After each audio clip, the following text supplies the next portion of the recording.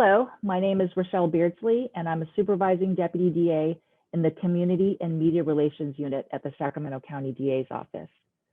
In celebration of International Fraud Week, we are hosting videos in regards to occupational fraud, identity theft, and consumer fraud to help educate our community and help people stay safe. Today's topic is occupational fraud. An international study regarding occupational and internal fraud conducted in 2020 revealed some startling things. A typical fraud case lasts 14 months before it's detected and causes a loss of $8,300 a month to employers. The same study estimated that organizations lose 5% of revenue to fraud each year, with the median loss per case exceeding $125,000. Employees that committed fraud were able to do so because of three main things: the opportunity, pressure, and rationalization. This is what experts refer to as the fraud triangle. Experts also cite lack of internal controls that contributed to nearly 1/3 of fraud cases that were reported.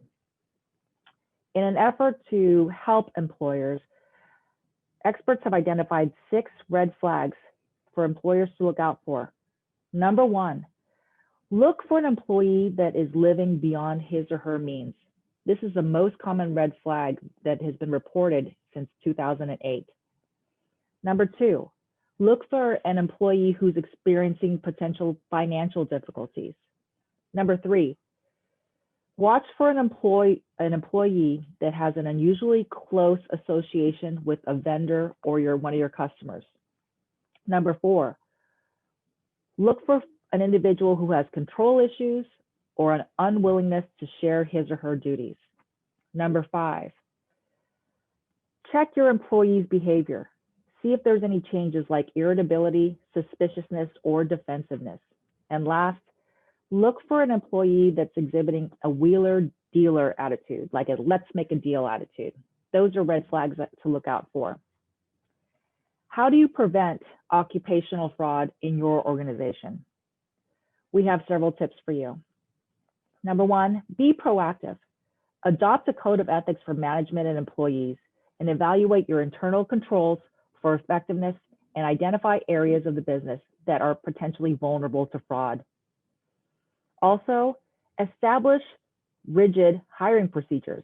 When hiring staff, conduct thorough background investigations. Check individuals' educational, credit, and employment history as permitted by law, as well as references. Do your research.